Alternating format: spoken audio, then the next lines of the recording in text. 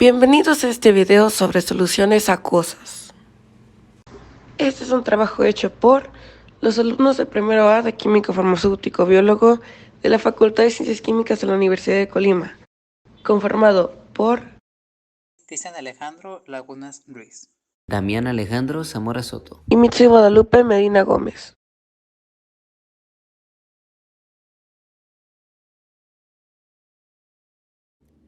¿Qué es una disolución? Esta es una mezcla homogénea de todas las partículas entre dos o más sustancias, con una composición uniforme, propiedades macroscópicas que no varían en toda la muestra y que pueden incluir tanto a sólidos como líquidos y gases. En el caso del ejemplo que mostramos en pantalla, tenemos dos tipos de moléculas A color amarillo y moléculas B color azul. Ambos tipos de moléculas en la parte izquierda están agrupadas por afinidad o por color, pero en la parte derecha nos muestra el resultado después de mezclar ambos tipos de moléculas, teniendo así moléculas A y moléculas B juntas, no agrupadas, pero sí mezcladas. Componentes de una disolución. Una disolución se forma por dos sustancias, una llamada soluto y otra llamada disolvente. Se le nombra soluto a aquella sustancia que se disuelve dentro de un disolvente. Se le nombra disolvente a aquella que se utiliza para disolver otra sustancia, en este caso, aquella que se le nombra soluto. Entonces, podemos ver a la disolución como la combinación entre el soluto y el disolvente. Propiedades físicas de la disolución. Las disoluciones tienen propiedades físicas únicas, esto debido a la interacción que hay entre las moléculas o partículas que componen el soluto y el disolvente. Cuando se forma una disolución, las propiedades físicas de la mezcla resultante pueden diferir de las propiedades físicas de los componentes individuales. Por ello, a continuación les mencionaremos algunas de estas propiedades físicas que tienen las disoluciones. Al disolver una sustancia, el volumen final es distinto a la suma de los volúmenes del disolvente y el soluto.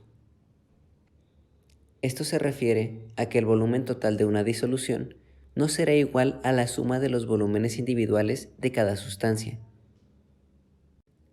En el caso del ejemplo que tenemos en pantalla, si sumamos los 50 ml del soluto más los 250 ml del disolvente, no necesariamente nos van a dar 300 ml de volumen total. Esto ocurre por un fenómeno conocido como contracción de volumen, dado a interacciones moleculares o cambios en la estructura molecular, dando como resultado cambios en la disposición espacial de las moléculas cuando se forma una disolución. Este fenómeno puede variar según los tipos específicos de solutos y disolventes involucrados, así como las condiciones particulares a las que una disolución está expuesta. La adición de un soluto a un disolvente aumenta su punto de ebullición y disminuye su punto de congelación. Esto se refiere a que al añadir un soluto a un disolvente, este último tendrá un punto de ebullición más alto, pero también tendrá un punto de congelación más bajo. Un ejemplo de esto último y que mostramos en pantalla es al momento de poner sal sobre hielo, ya que al disolverse la sal sobre un cubo de hielo hará que el cubo tenga un punto de congelación menor a los 0 grados Celsius. Y como la sal aumenta la densidad de la solución y como ya se mencionó, reduce la temperatura a la cual el agua se congela, el cubo de hielo desciende aún más de temperatura y se vuelve todavía más helado. Sus propiedades físicas dependen de su concentración. Esto nos dice que algunas de las propiedades físicas de las disoluciones dependen de la concentración que éstas tengan. Un ejemplo puede ser el que tenemos en pantalla, el cual muestra la comparativa de una disolución de ácido clorhídrico al 12 molar con otra al 6 molar. Podemos observar que la densidad es mayor en aquella disolución al 12 molar, debido a que tiene mayor cantidad de soluto dentro del disolvente. Las propiedades químicas de los componentes de una disolución no se alteran. Esto se refiere al hecho de que, cuando se forma una disolución, las sustancias que la componen conservan sus propiedades químicas originales. En otras palabras, las interacciones químicas entre los átomos y las moléculas que constituyen el soluto y el solvente siguen siendo las mismas antes y después de la formación de la disolución. Entonces, mientras que las propiedades químicas de los componentes de una disolución se mantengan inalteradas, las propiedades físicas de la disolución sí pueden experimentar cambios dependiendo de la naturaleza de la disolución y de las condiciones en las que ésta se forme. A continuación veremos los tipos de soluciones. Las soluciones se pueden clasificar en base a sus propiedades, como por ejemplo su estado físico, o también conocido como estado de agregación. Las soluciones en estado sólido son aquellas en las que el solvente es un sólido y son mayormente usadas en forma de aleaciones metálicas. Por otro lado, las soluciones en estado líquido son el tipo de solución más usado, pues permite disolver tanto líquidos como sólidos en ellas. El solvente en estado líquido que más se utiliza es también conocido como disolvente universal, y es el agua, debido a su estructura como molécula polar. Un ejemplo de esto es el disolver el alcohol en agua. Y finalmente están las soluciones en estado gaseoso, que son aquellas soluciones en las que el solvente es un gas y permiten mezclar sustancias en cualquier proporción. Cabe recalcar que el agua es considerada como el disolvente universal debido a que es un líquido que permite disolver la mayoría de sustancias, como ya dijimos, sin importar tanto su estado físico, ya sea en forma sólida o líquida. Y esta propiedad de disolver tantas sustancias se debe a su forma y estructura, que permite la formación de puentes de hidrógeno con otras sustancias. Otra forma de clasificar a las soluciones es por sus propiedades, particularmente como conductores de electricidad. Existen soluciones que se componen de sustancias iónicas o moleculares, tales como las sales, óxidos u oxisales, que forman enlaces iónicos en sus estructuras moleculares, y estas se clasifican en soluciones electrolíticas si el soluto en ellas se disocia de forma parcial o total en iones, otorgando a estas soluciones la propiedad de conducir corriente eléctrica, o no electrólicas, si en su composición no contienen especies iónicas y por lo tanto no conducen la corriente eléctrica. Estas propiedades como conductores de electricidad se aprecian mejor en procesos como la electrólisis, un proceso mediante el cual se logra separar compuestos mediante la aplicación de energía a través de un medio, el cual suele ser agua o en otros casos sustancias como el ácido sulfúrico.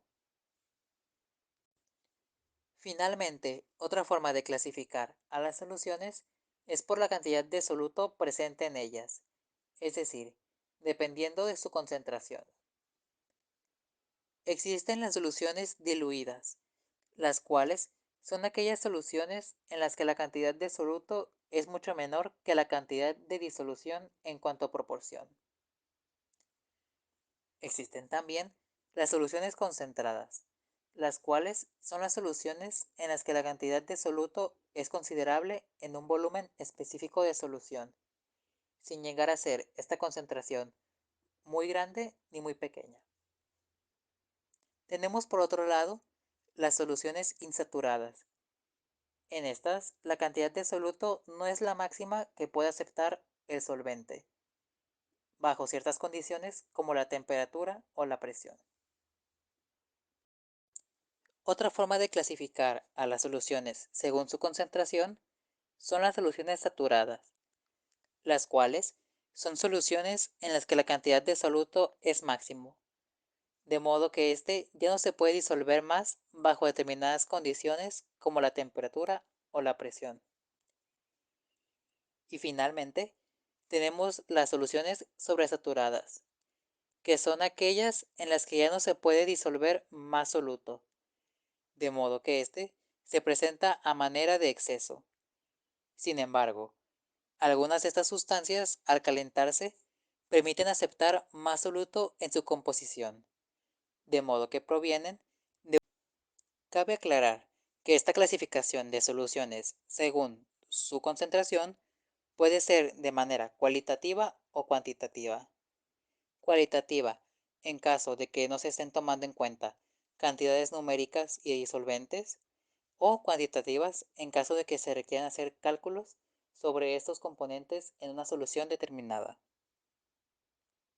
A este tipo de soluciones que toman en cuenta cantidades numéricas exactas se les conoce como soluciones valoradas y son muy utilizadas en los campos de la ciencia y la tecnología.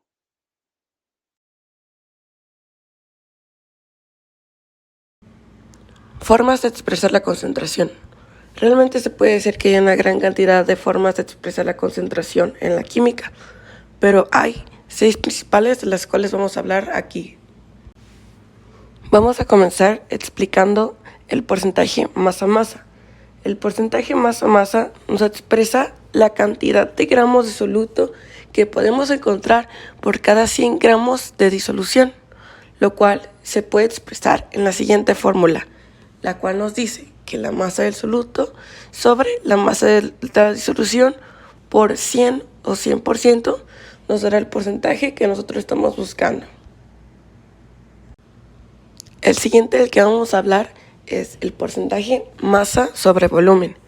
El porcentaje masa sobre volumen nos expresa que la concentración existente en una solución se puede representar como gramos de soluto sobre 100 mililitros de solución, lo cual se denota en la fórmula existente que nos dice que el porcentaje masa-volumen es igual a la masa del soluto sobre el volumen de la solución multiplicada por 100, lo cual nos da un porcentaje que nos explica la concentración.